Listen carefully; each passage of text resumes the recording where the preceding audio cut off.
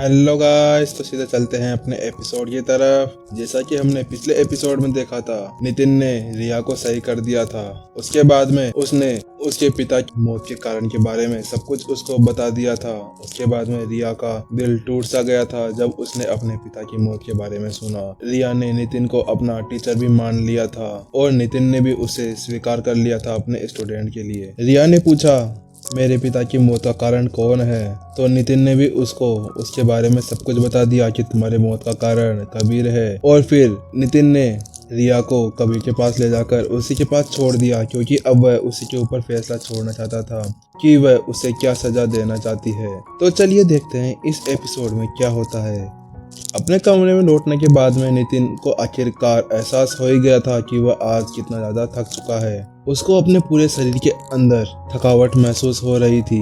उसको वहां से जुगनू फल लाने के बाद में 2 दिन हो चुके थे यहाँ पर आए, और उसे उसके बाद में एक पल का भी आराम नहीं मिला था, क्योंकि क्लाउड मिस्ट्रीज के सभी जानवरों ने नितिन को अपना मास्टर बनाने के लिए चुना था। और नितिन के लिए वह सब कुछ बहुत ज़्यादा मुश्किल था, लेकिन उसकी आत्मा बहुत ज़्यादा शक्तिशाली और बड़ी थी, जिसके कारण उसको उन सभी की आत्माओं को अपने अंदर एब्जॉर्ब करने में उसकी आत्मा ने बहुत ज़्यादा हेल्प करी।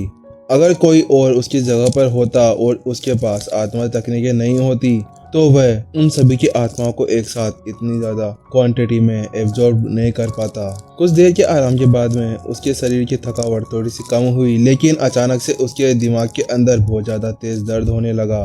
घातक के कुछ समय के लिए सो जाने से पहले उसने जो आत्मा उसको दी थी एब्जॉर्ब करने के लिए, ब्लू हॉर्न ड्रैगन की, उसको नितिन के अंदर एब्जॉर्ब करने में घातक ने उसकी मदद करी थी। लेकिन उस समय नितिन के पास कुछ ज्यादा समय नहीं था, इसीलिए वह उसके साथ कुछ भी नहीं कर पाया।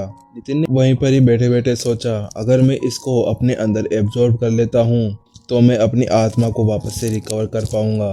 एक गहरी सांस लेते हुए नितिन ने सबसे पहले ब्लू हॉर्न ड्रैगन की आत्मा को बाहर निकाला। फिर अपनी आत्मा को बाहर निकालते हुए वह उस ब्लू हॉर्न बीस्ट की आत्मा को अपने अंदर एब्जॉर्ब करने लगा। स्वर्ग की आत्मा टेक्निक से उसको ज्यादा तकलीफ भी नहीं हो रही थी। वह देख पा रहा था कि ब्लू हॉर्न ड्रैगन बीस्ट की आत्मा धीरे धीरे नितिन की आत्मा से मिल रही है।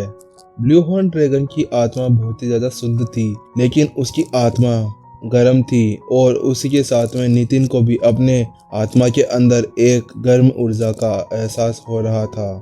कुछ देर की मशक्कत के बाद में नितिन ने आखिरकार ब्लू हॉर्न ड्रैगन की आत्मा को अपने अंदर एब्जॉर्ब कर लिया था।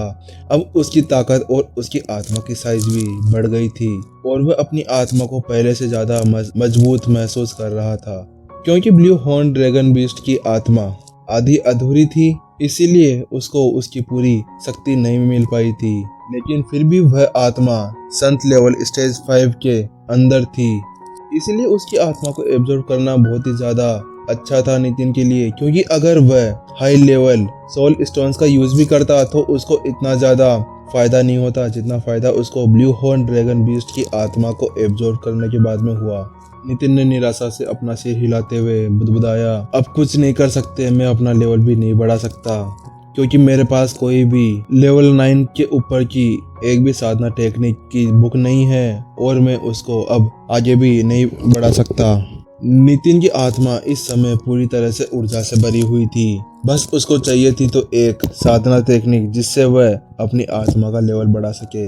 यह महसूस करते हुए कि नितिन अब अपनी आत्मा का लेवल नहीं बढ़ा सकता, वह केवल एक ही काम कर सकता था, अपनी आत्मा को फिर से अपनी बॉडी में लेने का। बेशक वो अपने शरीर की जगह अपनी आत्मा का लेवल बढ़ा सकता था, लेकिन वह ऐसा नहीं करना चाहता था, क्योंकि अगर वो ऐसा करता तो पिछली बार जो उसके साथ हुआ था उस झील के किनारे, उसकी आत्मा और उसके शरीर के बीच में जो उन दोनों को जोड़ने में उसको मुश्किल हो रही थी, वह वापस से उसके सामने आ जाती, और फिर वो इस बार शायद उसको सही भी नहीं कर पाता।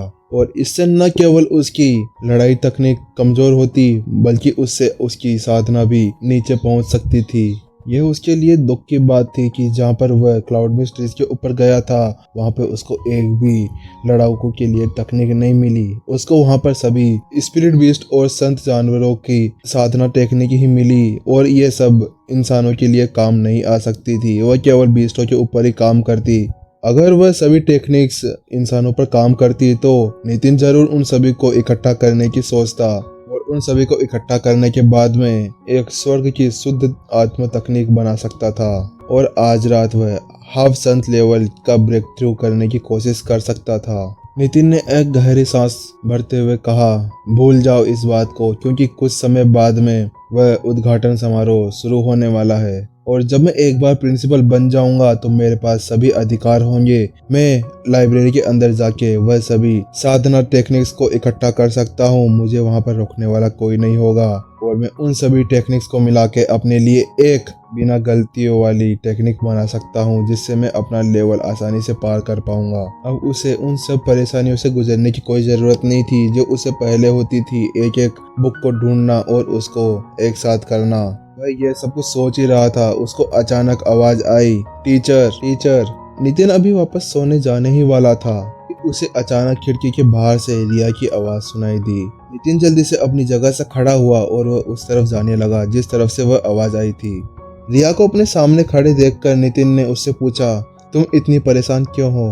क्या तुमने अपने पिता का बदला ले लिया है? क्या तुम्हारा गुस्सा अब शांत हो चुका है? नितिन के उन सभी सवालों को सुनते हुए रिया ने जवाब दिया, टीचर, मैं जब कबीर को मारने जा ही रही थी उसने अचानक से अपना मुंह खोला और उसने मुझे मास्टर टीचर एकेडमी के बारे में कुछ बातें बताई।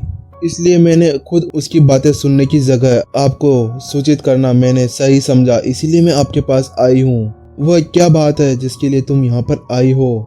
नितिन ने जल्दी से रिया से पूछा। नितिन को शुरू से ही कबीर के अंदर कुछ गड़बड़ लग रही थी और जब उसने बोधि संत वृक्ष की वह हालत देखी और उसने उसके बारे में वहां पर सुना था तो नितिन को उसके ऊपर और भी ज्यादा गड़बड़ का एहसास हुआ। हालांकि कबीर रिया का बहुत बड़ा दुश्मन था, लेकिन फिर भी रिया ने उसको छोड़ने के बारे में सोचा। इसका मतलब तो ये कोई बड़ा मामला ही होगा। नितिन ने ये कभी नहीं सोचा था कि रिया उससे कुछ ना कुछ उगलवा लेगी। रिया ने गंभीर भाव से कहा, ऐसा लगता है कि कबीर को पुराने प्रिंसिपल के बारे में कुछ पता है और शायद उन्हें उनकी मौत के बारे में भी पता होगा।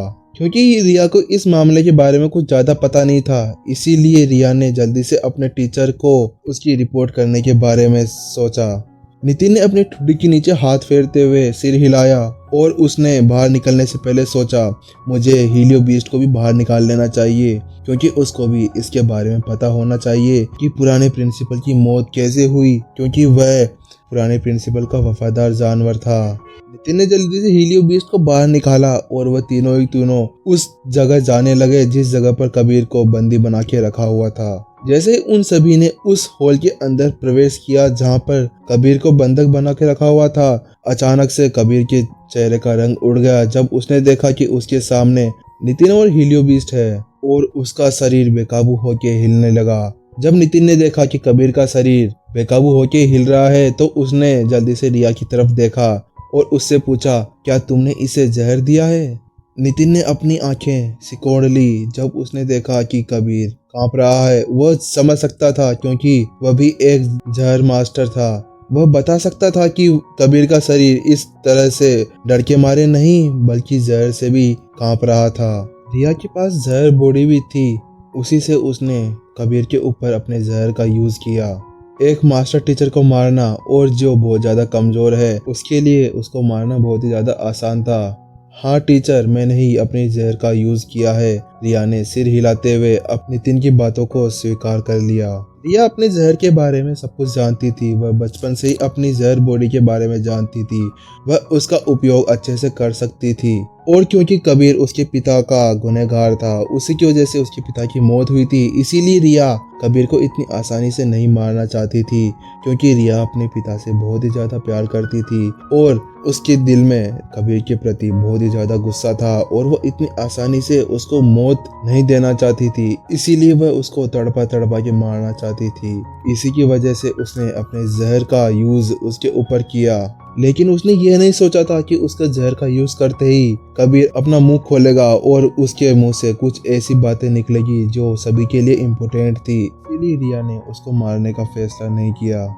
रिया ने सोचा कि नितिन अब उसको डांटने वाला है, इसीलिए रिया ने डरते हुए कहा, क्या मैंने कुछ गलत किया है?